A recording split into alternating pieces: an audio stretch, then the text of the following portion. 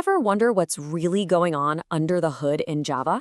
Well, today we're going to demystify one of its most fundamental ideas, the object. We're going to trace its entire journey from the moment you type new to the second it just disappears. You've probably typed this 1,000 times, right? New and then some class name? It feels almost like magic. Poof, an object appears. But what is Java actually doing behind the scenes? Well, today we're pulling back that curtain. So we're going to follow the complete life story of a Java object.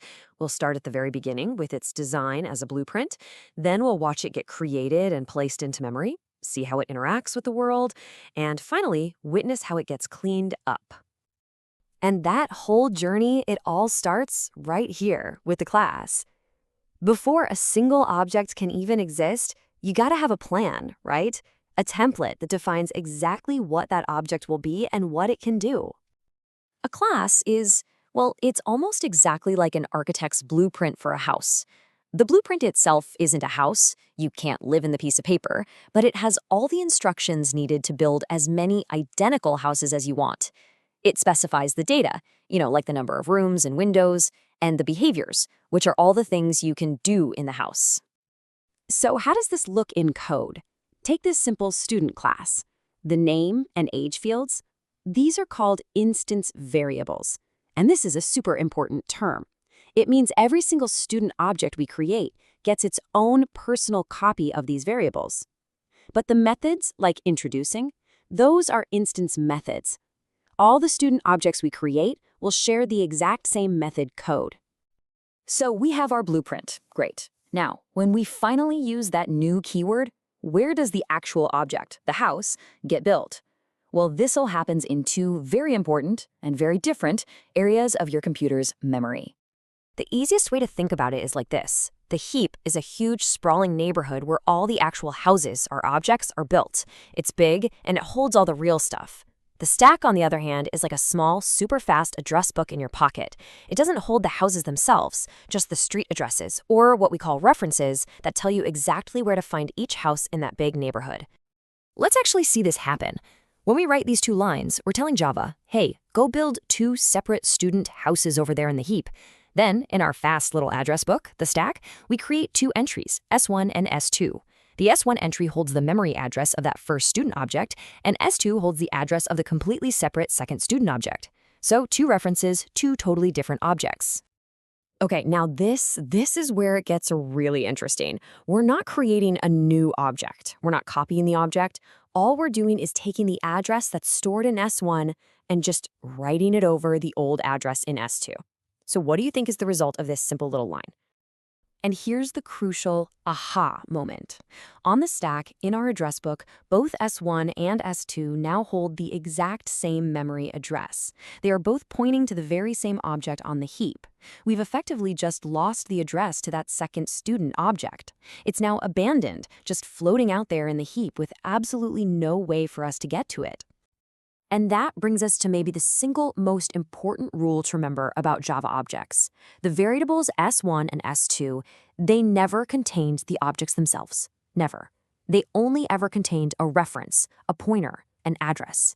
When you assign one to the other, you are only, and I mean only, copying that address. Okay, so we've got these objects living in memory, and we've got references pointing to them. How do we actually, use them? How do we get their data and make them do stuff? The answer is this little guy, the dot operator. It's the essential bridge. You take your reference variable from the stack, your address, and you use the dot to cross over that bridge to the actual object on the heap and access all of its contents. For example, let's say D1 is a reference to a dog object. Writing d1.name lets us reach right into that specific object on the heap and set its name variable to Bruno. And writing d1.bark tells that very same object to go ahead and execute its bark method. The dot is our tool for interaction. It's that simple.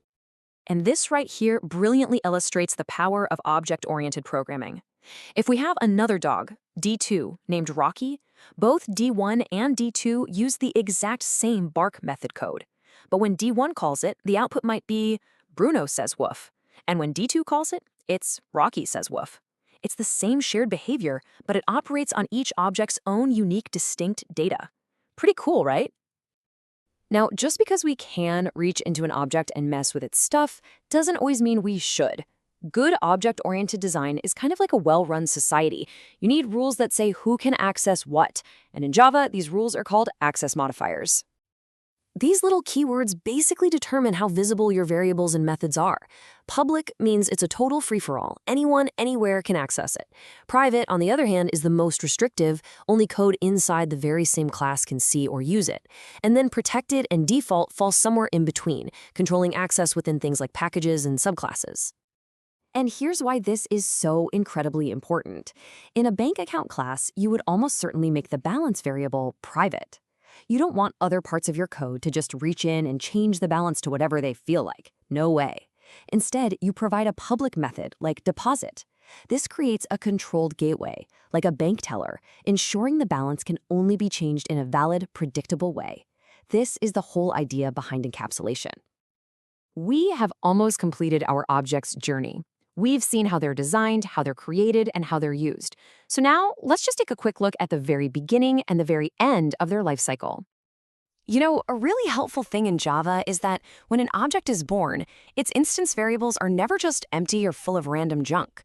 Java automatically gives them default values. Numbers become 0, booleans become false, and any object references, like a string, are set to null, which just means they're not pointing to anything yet.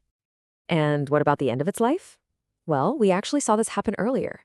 When an object in the heap no longer has any references from the stack pointing to it, like if we set its only reference to null, it becomes unreachable. It's an orphan. And Java's automatic garbage collector periodically sweeps through the heap, finds these abandoned objects, and reclaims their memory so it can be reused. No need for you to clean up anything manually. So there you have it, the entire journey of an object, from a class blueprint to a living thing in the heap, all the way to its eventual cleanup by the garbage collector. But that does raise one final crucial question. We know they get default values, but how do we give them specific, meaningful values the moment they're created? How are objects properly born? Well, that is a story for our next explainer.